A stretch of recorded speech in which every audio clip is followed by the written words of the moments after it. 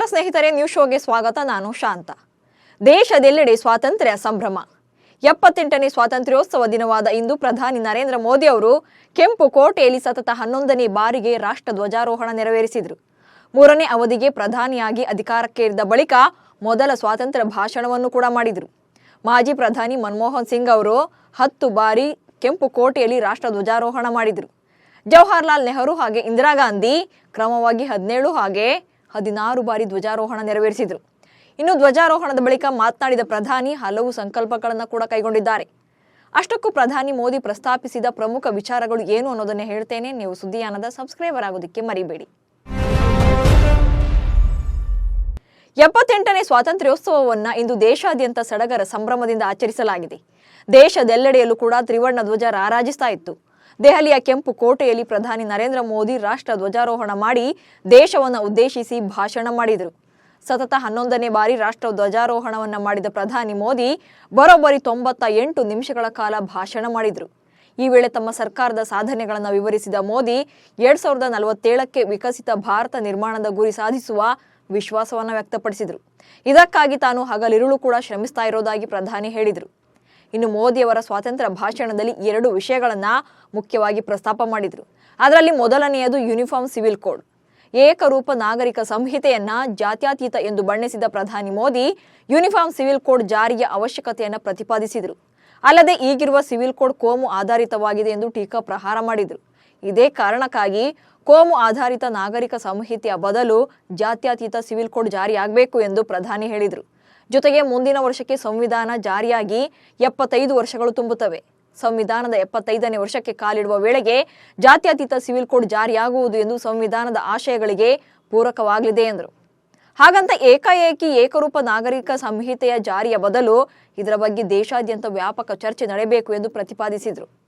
ಇನ್ನು ಪ್ರಧಾನಿ ಮೋದಿ ಪ್ರತಿಪಾದಿಸಿದ 2ನೇ ವಿಷಯ 1 ಲಕ್ಷ ಯುವ ಜನರಿಗೆ ರಾಜಕೀಯದಲ್ಲಿ ಪ್ರಾತಿನಿಧ್ಯ ಕೊಡಿಸುವುದು. ಇದನ್ನ ಕುಟುಂಬ ರಾಜಕಾರಣದ ಹೊರತಾಗಿ ದೇಶವನ್ನ ಕಟ್ಟುವ ದೂರದೃಷ್ಟಿಯ ಉದ್ದೇಶ ಎಂದು ಪ್ರಧಾನಿ ಮೋದಿ ಹೇಳಿಕೊಂಡಿದ್ದಾರೆ.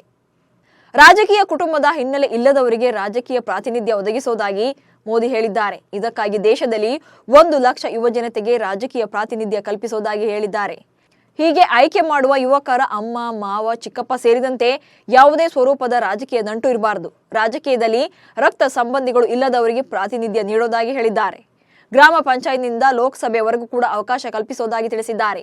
ಇನ್ನು ದೇಶದಲ್ಲಿ ಮಹಿಳೆಯರ ಸುರಕ್ಷತೆಗೆ ಆದ್ಯತೆ ನೀಡೋದರ ಜೊತೆಗೆ ಮಹಿಳೆಯರ ಮೇಲೆ ದೌರ್ಜನ್ಯ ಎಸಗುವವರಿಗೆ ಸಾರ್ವಜನಿಕವಾಗಿ ಶಿಕ್ಷೆ ವಿಧಿಸುವ ವಿಚಾರವನ್ನು ಕೂಡ ಮೋದಿ ಪ್ರಸ್ತಾಪಿಸಿದ್ದಾರೆ.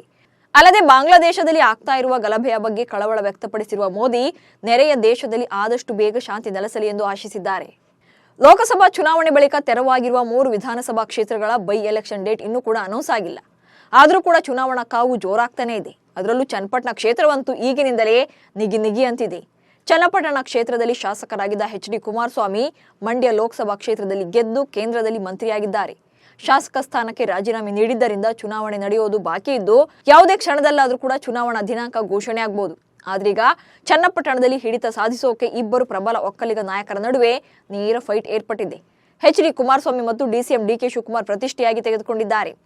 ಇದರ ನಡುವೆ 5 ಬಾರಿ ಪ್ರತಿನಿಧಿಸಿ ಸಚಿವರು ಆಗಿದ್ದ ಹಾಲಿ ವಿಧಾನ ಪರಿಷತ್ ಸದಸ್ಯ ಸಿಪಿ ಯೋಗೇಶ್ವರ್ ಕೂಡ ಟಿಕೆಟ್ಗಾಗಿ ಟವಲ್ ಹಾಕಿದ್ದಾರೆ.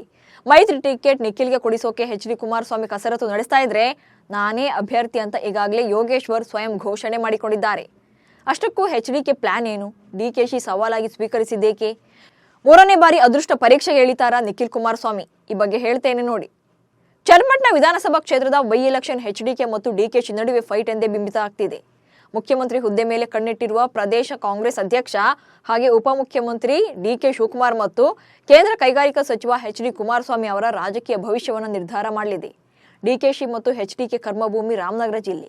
ಭವಿಷ್ಯದಲ್ಲಿ ಇದು ಬೆಂಗಳೂರು ಗ್ರಾಮಾಂತರ ಜಿಲ್ಲೆ ಅಂತ ನಾಮಕರಣಗೊಳ್ಳಲಿದೆ. ಅಭ್ಯರ್ಥಿಗಳು ಯಾರೇ ಆದರೂ ಕೂಡ ರಾಜಕೀಯದಲ್ಲಿ ಗೆಲ್ಲೋದು ಸೋಲೋದು ಇವರಿಬ್ರೆ. ಅಲ್ಲದೆ ಚನ್ನಪಟ್ಟಣ ಕ್ಷೇತ್ರ ಒಳಪಡುವ ಬೆಂಗಳೂರು ಗ್ರಾಮಾಂತರ ಲೋಕಸಭಾ ಕ್ಷೇತ್ರವನ್ನು ಮಾಜಿ ಪ್ರಧಾನಿ ಎಚ್.ಡಿ. ದೇವೇಗೌಡ ಅವರ ಕುಟುಂಬ ಕಸಿದುಕೊಂಡಿದೆ. ದೊಡ್ಡಗೌಡರ ಅಳಿಯ ಖ್ಯಾತ ಹೃದ್ರೋಗ ತಜ್ಞ ಡಾಕ್ಟರ್ ಸಿ.ಎನ್. ಮಂಜುನಾಥ್ ಅವರು ಈ ಕ್ಷೇತ್ರವನ್ನು 2 ಬಾರಿ ಪ್ರತಿನಿಧಿಸಿದ್ದ ಡಿಕೆಶಿ ಸಹೋದರ ಡಿ.ಕೆ. ಸುರೇಶ್ ಅವರನ್ನ ಮಣಿಸಿದ್ದಾರೆ. ಇದು ಶಿವಕುಮಾರ್ ಅವರಿಗೆ ನುಂಗಲಾರದ ತುತ್ತಾಗಿದೆ. ಹಾಗಾಗಿ ಈ ಕ್ಷೇತ್ರ ಸೇಡು ತೀರಿಸಿಕೊಳ್ಳುವ ಅಖಾಡವಾಗಿ ಮಾರ್ಪಟ್ಟಿದೆ. ರಾಜ್ಯ ರಾಜಕೀಯದಲ್ಲಿ ಕುಮಾರಸ್ವಾಮಿ ಮತ್ತು ಶಿವಕುಮಾರ್ ಪರಸ್ಪರ ಎದುರಾಳಿಗಳಾಗಿದ್ದಾರೆ. ಪರಸ್ಪರ ವೈಯಕ್ತಿಕ ವಿಚಾರಗಳನ್ನು ಪ್ರಸ್ತಾಪ ಮಾಡಿಕೊಂಡು ಏಕವಚನದಲ್ಲಿ ನಿಂದಿಸುವ ಮಟ್ಟಕ್ಕೂ ಕೂಡ ಇಳಿದಿದ್ದಾರೆ. ಅಲ್ಲದೆ ಒಕ್ಕಲಿಗರ ಪ್ರಾಬಲ್ಯವಿರುವ ಹಳೆ ಮೈಸೂರು ಭಾಗದಲ್ಲಿ ಹೆಜ್ಜೆಯೂರೋಕೆ ಬಿಜೆಪಿ ಹವಣಿಸ್ತಾ ಇದೆ. ಇನ್ನು ಎಚ್ಡಿಕೆ ತಮ್ಮ ಪುತ್ರ ನಿಖಿಲ್ ರಾಜಕೀಯ ಭವಿಷ್ಯಕ್ಕೆ ಅಡಿಗಲ್ಲು ಹಾಕೋಕೆ ಯತ್ನ ಮಾಡ್ತಿದ್ದಾರೆ. ಈಗಾಗಲೇ 2 ಬಾರಿ ರಾಜಕೀಯ ಪ್ರವೇಶಕ್ಕೆ ಧುಮುಕಿ ಫೇಲ್ ಆಗಿರೋ ನಿಖಿಲ್ಗೆ ಚನ್ನಪಟ್ಟಣದಿಂದಲೇ ಭದ್ರ ಬುನಾದಿ ಹಾಕೋಕೆ ಪ್ಲಾನ್ ಮಾಡಿಕೊಂಡಿದ್ದಾರೆ. ಆದರೆ ಸಿಪಿ ಯೋಗೇಶ್ವರ್ ಬಿಜೆಪಿ ಅಭ್ಯರ್ಥಿಯಾಗಲು ತುದಿಗಾಲಲ್ಲೇ ನಿಂತಿದ್ದಾರೆ. ಚನ್ನಪಟ್ಟಣ ಕ್ಷೇತ್ರವನ್ನು ಪ್ರತಿಷ್ಠೆಯಾಗಿ ತೆಗೆದುಕೊಂಡಿರೋ ಡಿಕೆಶಿ ಈಗಾಗಲೇ ಕ್ಷೇತ್ರದಲ್ಲಿ ಭರ್ಜರಿ ತಂತ್ರಗಾರಿಕೆಯನ್ನ ಮಾಡ್ತಿದ್ದಾರೆ. ಸ್ವಾತಂತ್ರ್ಯ ದಿನಾಚರಣೆ ಹಿನ್ನೆಲೆಯಲ್ಲಿ ಚನ್ನಪಟ್ಟಣದ ಸರ್ಕಾರಿ ಬಾಲಕರ ಪದವಿ ಕಾಲೇಜು ಆವರಣದಲ್ಲಿ ಇದೇ ಮೊದಲ ಬಾರಿಗೆ ಧ್ವಜಾರೋಹಣ ಮಾಡಿದ್ದಾರೆ. ಕ್ಷೇತ್ರದ ಮತದಾರರ ಮೇಲೆ ಪ್ರಭಾವ ಬೀರೋಕೆ ಯತ್ನಿಸ್ತಾ ಇದ್ದಾರೆ. ಧ್ವಜಾರೋಹಣದ ಬಳಿಕ ಮಾತನಾಡಿದ ಡಿಕೆಶಿ, ಬೆಂಗಳೂರು ದಕ್ಷಿಣ ಎಂಬ ಹೆಸರು ಬದಲಾವಣೆ ಆಗ್ತಾ ಇದೆ. ನಮ್ಮ ಅಸ್ತಿತ್ವ ಉಳಿಸಿಕೊಳ್ಳುವ ಕೆಲಸ ಆಗ್ತಾ ಇದೆ. ಹಾಗಾಗಿ ಚನ್ನಪಟ್ಟಣಕ್ಕೆ ಬಂದು ಧ್ವಜಾರೋಹಣ ಮಾಡ್ತಿದ್ದೇನೆ. ನಿಮ್ಮನ್ನ ಬಿಟ್ಟು ಹೋಗೋ ಪ್ರಶ್ನೆಯೇ ಇಲ್ಲ. ಚನ್ನಪಟ್ಟಣ ಸಂಪೂರ್ಣ ಅಭಿವೃದ್ಧಿಗೆ ಸರ್ಕಾರ ಬದ್ಧವಾಗಿದೆ. ಚನ್ನಪಟ್ಟಣಕ್ಕೆ 150 ಕೋಟಿ ರೂಪಾಯಿ ವಿಶೇಷ ಅನುದಾನ ಕೊಟ್ಟಿದ್ದೇವೆ ಎಂದಿದ್ದಾರೆ. ಅಭಿವೃದ್ಧಿ ಅನುದಾನದ ಹೆಸರಲ್ಲಿ ಡಿಕೆಶಿ ಮತಬುಟ್ಟಿಗೆ ಕೈ ಹಾಕ್ತಿದ್ರೆ ಮೈತ್ರಿ ಪಕ್ಷದಲ್ಲಿ ಟಿಕೆಟ್ ಜಟಾಪಟಿ ಜೋರಾಗಿದೆ. ಹೀಗಾಗಿ ಅಂತಿಮವಾಗಿ ಅಖಾಡಕ್ಕೆ ಯಾರು ಇಳಿತಾರೆ? ಬೈ ಎಲೆಕ್ಷನ್ ಯುದ್ಧದಲ್ಲಿ ಗೆಲ್ಲೋದು ಎಚ್ಡಿಕೆಯೋ ಅಥವಾ ಡಿಕೆಶಿಯೋ ಅನ್ನೋದನ್ನ ಕಾದು ನೋಡಬೇಕು. ಕೊಪ್ಪಳ ಜಿಲ್ಲೆ ಮುನಿರಾಬಾದ್ನಲ್ಲಿ ತುಂಗಭದ್ರಾ ಡ್ಯಾಂನ 19ನೇ ಕ್ರಸ್ಟ್ ಗೇಟ್ ತುಂಡಾಗಿ 5 ದಿನಗಳಾಗಿವೆ. ಅದಾಗಲೇ 28ಕ್ಕೂ ಹೆಚ್ಚು ಟಿಎಂಸಿ ನೀರು ಪೋಲಾಗಿದೆ. ಇದೀಗ ತಾತ್ಕಾಲಿಕ ಗೇಟ್ ಅಳವಡಿಕೆಗೆ ಕಾರ್ಯ ಚುರುಕುಗೊಂಡಿದೆ. ಸದ್ಯ ಡ್ಯಾಂನಲ್ಲಿ 76 ಟಿಎಂಸಿ ನೀರಿದ್ದು ಕನಿಷ್ಠ 65 ಟಿಎಂಸಿ ನೀರು ಉಳಿಸೋಕೆ ಪ್ರಯತ್ನ ಮಾಡಲಾಗ್ತಾ ಇದೆ. ಇದಕ್ಕಾಗಿ 10 ಮೀಟರ್ ಉದ್ದದ 4 ಅಡಿ ಅಗಲದ 65 ಟನ್ ತೂಕವಿರುವ ಸ್ಟಾಪ್ ಲಾಕ್ ಗೇಟ್ಗಳನ್ನ ಅಳವಡಿಸಲಾಗ್ತಿದೆ. ಐಪಿಎಲ್ 18ನೇ ಸೀಸನ್ಗೆ ಮಹತ್ವದ ಬದಲಾವಣೆ ಆಗೋ ಸಾಧ್ಯತೆಗಳಿದೆ. ಅಂದ್ರೆ ಮುಂಬರುವ ಐಪಿಎಲ್ ಟೂರ್ನಿಯಲ್ಲಿ 84 ಪಂದ್ಯಗಳನ್ನು ಆಡಿಸಲು ಚಿಂತಿಸಲಾಗಿದೆ. ಈವರೆಗೆ ಐಪಿಎಲ್ನಲ್ಲಿ ಪ್ಲೇ ಆಫ್ ಸೇರಿ ಒಟ್ಟು 74 ಪಂದ್ಯಗಳನ್ನು ಆಡಿಸಲಾಗ್ತಾ ಇತ್ತು. ಮುಂಬರುವ ಸೀಸನ್ಗಳಲ್ಲಿ ಹೆಚ್ಚುವರಿ 10 ಪಂದ್ಯಗಳು ನಡೆಸುವ ಬಗ್ಗೆ ಬಿಸಿಸಿಐ ಚರ್ಚೆ ಮಾಡಿದೆ. ಈ ಮೂಲಕ ಒಟ್ಟು 84 ಪಂದ್ಯಗಳ ಟೂರ್ನಿಯನ್ನು ಆಯೋಜಿಸಲು ಪ್ಲಾನ್ ನಡೆಸಲಾಗ್ತಿದೆ. ಅದರಂತೆ ಐಪಿಎಲ್ 2025 ಮತ್ತು 26ರಲ್ಲಿ 84 ಪಂದ್ಯಗಳನ್ನು ಆಯೋಜಿಸುವ ಸಾಧ್ಯತೆ ಇದೆ. ಪಾಕಿಸ್ತಾನದ ಕ್ರಿಕೆಟ್ ದಿಗ್ಗಜ ಬೌಲರ್ ವಸೀಂ ಅಕ್ರಮ್ ಭಾರತ ತಂಡದ ಸ್ಟಾರ್ ವೇಗಿ ಜಸ್ಪ್ರೀತ್ ಬೂಮ್ರಾ ಅವರನ್ನ ಮುಕ್ತ ಕಂಠದಿಂದ ಗುಣಗಾನ ಮಾಡಿದ್ದಾರೆ. ಬೂಮ್ರಾ ಪ್ರಸ್ತುತ ವಿಶ್ವದ ಅತ್ಯುತ್ತಮ ಬೌಲರ್. ಅವರು ಎಲ್ಲಾ ಬೌಲರ್ಗಳಿಗಿಂತ ಅಗ್ರಸ್ಥಾನದಲ್ಲಿದ್ದಾರೆ. ಚೆಂಡಿನ ಮೇಲಿನ ಅವರ ನಿಯಂತ್ರಣ, ವೇಗ ಮತ್ತು ವ್ಯತ್ಯಾಸಗಳು ಅದ್ಭುತ. ಅವರೊಬ್ಬ ಪರಿಪೂರ್ಣ ಬೌಲರ್. ಅವರ ಬೌಲಿಂಗ್ ಕಣ್ಣಿಗೆ ಹಬ್ಬ.